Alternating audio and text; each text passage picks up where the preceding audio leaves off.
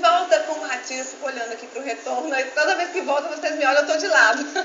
De volta aqui com o Matina agora para falar sobre aquele assunto, que como eu disse, embora eu não goste de falar sobre isso, porque para mim a impressão que dá é que o amor tem que ser para sempre, eu ainda sou daquelas que acredito no casamento para sempre, por incrível que pareça, daquelas que luta até realmente dar certo, porque a gente casa, a gente já sabe que a outra pessoa tem defeito, não adianta você pensar, achei meu príncipe encantado, é a pessoa perfeita, cara, ele não é perfeito, tu não é perfeito, eu não sou perfeito, como é que ele vai ser a criatura de Deus? Então você já casa sabendo que você vai ter que ter paciência e muito jeitinho para se ajustar na vida dois. Mas quando isso não acontece, aí a gente infelizmente parte para o divórcio. Que é justamente o nosso tema de hoje com Carlos Rebouças. Bom dia. Bom dia, Babi. Gosto muito de receber você aqui. Eu que adoro vir aqui conversar com você. Pois é, a gente rende pra caramba. Pois é, enfim. Você também é daqueles que vai, luta até dar certo a última gota no casamento? Com certeza. Na verdade, eu penso que alguns doutrinadores do direito falam em fim do amor. O amor acabou. Eu penso diferente. Eu penso que o amor nunca acaba.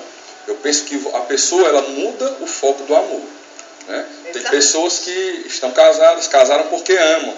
Como você disse, vai ter defeitos. Só que antes de casar, a pessoa não olha para os defeitos. Até porque não vivem juntos. Elas olham apenas para as qualidades boas, as coisas boas da outra. Por exemplo, você ouve muito do casal chegar a um ponto de desgaste que reclama até do ronco do esposo. Ah, doutor, ele não roncava assim antes. Até parece que não fez o test drive antes, né? Não sabia que ele roncava, né? Não. Até ouviu o ronco, mas não reparou. Ele não roncava assim. Dizia, olha, ele roncava. Agora você olhava e dizia, nossa, que ronquinho lindo. Aí depois que casou e que começa a ter algum desgaste, porque é natural, por isso que anteriormente, nós vamos falar aqui sobre a lei, ela não permitia que você entrasse com um pedido de separação judicial antes de um ano do casamento completado, porque esse ano é um período de ajuste. Então a minha opinião pessoal é que o amor não acaba, você transfere o amor. Alguns transferem o amor para outra pessoa, outros transferem o amor para um objeto, para uma amizade. Vira uma amizade. Eu até ouvi história, diz que tem esposas que pela manhã no domingo acordam, aí abrem a janela, vê o esposo lavando o veículo, né, com todo o amor, alisando, passando cera. Aí ela olha e diz, eu queria ser um Volkswagen. Né? Porque realmente ele transfere aquele amor para um objeto, ao invés de dar para a esposa. Né? E então, infelizmente, como é que está o divórcio hoje no Brasil? Está crescente? Tem diminuído? O divórcio tem uma pesquisa do ano de 2007 que ela mostra o seguinte, que houveram para cada 4 casamentos um divórcio. Então, quer dizer, de 84 a 2007 foi um aumento de 200% no divórcio. Né? E aí entramos na questão legal. O divórcio no Brasil, né? O Brasil tem 510 anos de história, o divórcio só existe há pouco mais de 30 anos. Né? Até 1977 era proibido o divórcio, o casamento era para o resto da vida. O que existia era o chamado desquite. O desquite é quando a pessoa tornava-se tão insustentável a vida em comum que a pessoa ingressava na justiça para conseguir se desquitar da outra. O desquite ele punha fim apenas às obrigações, né, matrimoniais no sentido de fidelidade, de coabitação. Mas ele não dissolvia a sociedade conjugal. O casamento era até a pessoa ficar viúva. Isso aí deu margem à criação de muitas famílias, entre aspas, clandestinas. Né? Famílias que a sociedade olhava com maus olhos, né? A pessoa não podia nunca mais casar, ela desquitava e não podia mais casar e ficava de certa forma marginalizada, porque ninguém nasceu para ficar sozinho. Então a pessoa vai naturalmente buscar outro companheiro, né? Outra companheira. E aí naquela época ele não podia se casar. Então ficava nesse limbo do desquitado. Em 1977 veio a lei do divórcio. A lei do divórcio ela possibilitou o quê? Ela possibilitou que após 5 anos, 77, foi a primeira vez que apareceu alguma coisa sobre divórcio. Se você estava desquitado há mais de 3 anos, divorciava. E de fato há mais de 5 anos também divorciava. Isso em 77. Quando foi em 88, foi que a Constituição de 88 trouxe no seu artigo 226, né, o parágrafo 6º, dizendo o seguinte, que aquela pessoa separada judicialmente, aí apareceu a questão da separação judicial, que até então não existia, era desquitado e depois divorciado. Então surgiu a separação judicial. Então o que acontece é o seguinte, houve uma mudança na cultura, porque toda vida que a lei muda, primeiro há uma mudança na sociedade. né? A sociedade vai aceitando certos comportamentos ou não, e de acordo com isso o legislador vai modificando a legislação vigente. Então a última mudança já foi agora, mais recente, onde foi possibilitado o divórcio em cartório, né? A partir de agora, um casal pode ir no cartório se não houver litígio, ou seja, se não houver briga, se não houver bens, discussão sobre os bens, né? E se não houver filhos menores. Agora, a última mudança foi na Constituição Federal, que aí é a polêmica. O que acontece? Primeiro, chamou-se essa PEC de a PEC do amor. E aí eu discordo totalmente, porque falar em divórcio e amor é complicado. E aí depois mudou-se o nome para realmente a PEC do divórcio, né? Que foi o projeto de emenda constitucional. O que é que a PEC do divórcio modificou? Ela diz simplesmente o seguinte: a Constituição dizia: é possível a mudança da separação e divórcio após 1 ano de separados e em 2 anos separados de fato, divórcio direto. Agora ela diz só o seguinte: o casamento se dissolve pelo divórcio. Com esse texto, a interpretação majoritária hoje da jurisprudência e da doutrina é que não existe mais separação judicial. Direto para o divórcio. E o que isso implica? O fim da separação judicial acabou com a culpa, na discussão de quem é o culpado pelo fim do casamento. Anteriormente, quando você atribuía um cônjuge, atribuía a culpa ao outro pelo fim do casamento, do matrimônio, o casamento civil é um contrato. Então, existem penalidades para o não cumprimento de um contrato. Né? Os deveres de coabitação, de fidelidade, respeito e consideração recíproca. Né? Esses deveres eram quebrados. Um dos cônjuges ingressava com uma ação judicial de separação, imputando ao outro a culpa por aquela separação. Quando essa culpa era imputada, havia algumas penalidades. Por exemplo, sendo constatada no final, o cônjuge culpado pagaria uma pensão ao cônjuge inocente. O cônjuge culpado não poderia mais usar o sobrenome do cônjuge inocente caso utilizasse o sobrenome. Então existiam algumas penalidades. Hoje, a majoritária doutrina e jurisprudência entende que acabou com esse texto constitucional da emenda, acabou com a separação judicial, não existe mais. Existiria apenas o divórcio, que é o direto. Não existe mais aquela história de você primeiro separar, ter que esperar 1 ano para converter aquela separação em divórcio. Ou separar de corpos e ter que esperar 2 anos para ingressar com o divórcio. Não existiria mais. E pequena parte, agora minoritária da doutrina da jurisprudência, acha que não. Que esse texto constitucional, ao dizer o divórcio é o que dissolve o casamento, pensa que ainda pode ser possível a separação. Mas hoje aqui em Fortaleza, principalmente aqui no estado do Ceará, o que a justiça tem utilizado é o critério de que não existe mais separação. É tanto que os magistrados aqui do Fórum Paulo Bevilacqua, das varas de família e de todo o estado, quando entrou em vigor esse projeto de emenda constitucional entrou em vigor, eles simplesmente pegaram todos os processos de separação e de ofício converteram aquilo em divórcio, alegando exatamente isso, que agora o Código Civil não foi recepcionado pela Constituição, que é mais nova, e que a Constituição acabou com a separação. Você estava falando que quando existia a separação judicial, o cônjuge que era considerado culpado, ele tinha algumas obrigações e penalidades. Isso. Né? No caso, a infidelidade. Isso. Né, seria uma penalização. Hoje em dia, com o fim dessa separação judicial, a infidelidade... É uma palavra tão feia de falar, né? Porque eu não gosto de falar, prefiro falar do amor, prefiro falar da paixão, da união, sabe? A infidelidade hoje é um motivo de penalidade? Como eu vou lhe explicar aqui da seguinte forma. Mesmo que não exista mais a separação judicial, mas dentro do divórcio. O artigo que tem no Código Civil que fala da infidelidade, da consideração de respeito recíproco, assistência mútua, isso tudo permanece.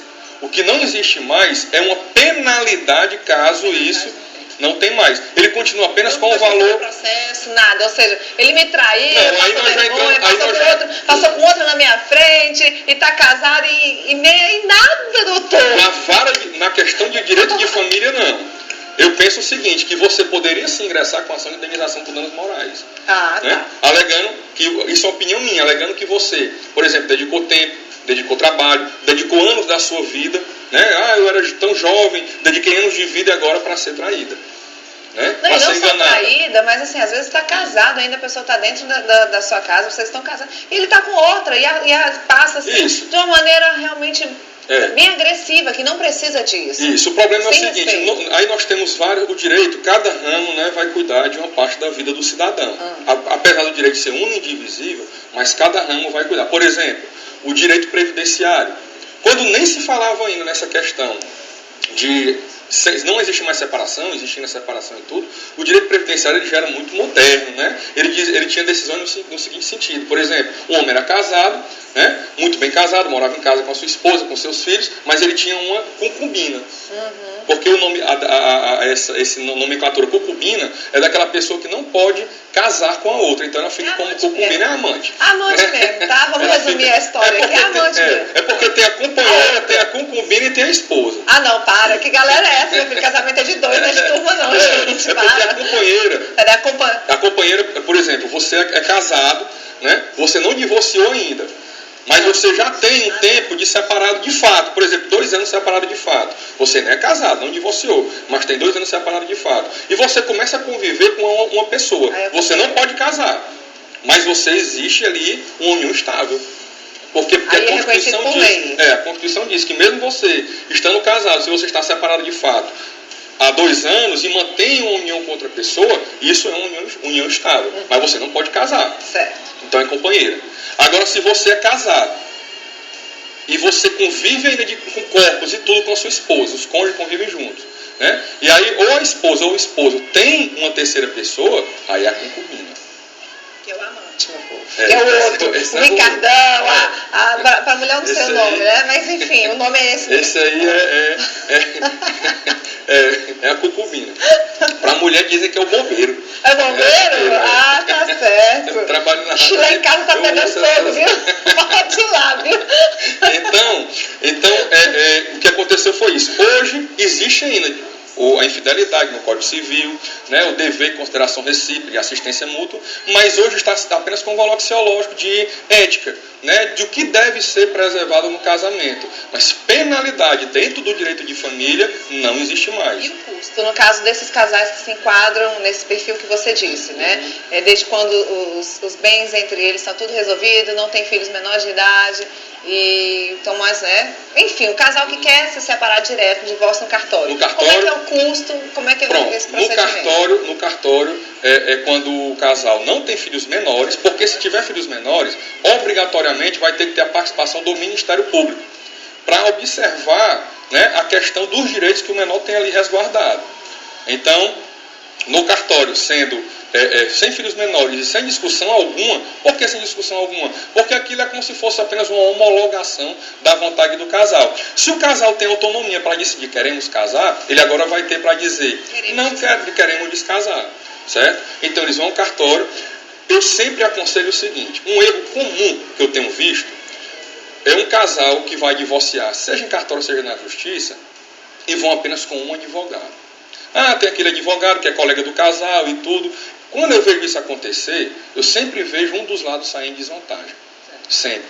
Então, um conselho que eu dou, cada um, é amigável. Tudo bem, não é amigável? Então, qual o problema de eu ter meu advogado? Então, eu aconselho que cada um vá com o seu advogado. Por quê? Porque é um profissional que vai saber resguardar o seu direito. Certo. Né? E não vai deixar que fique desequilibrado.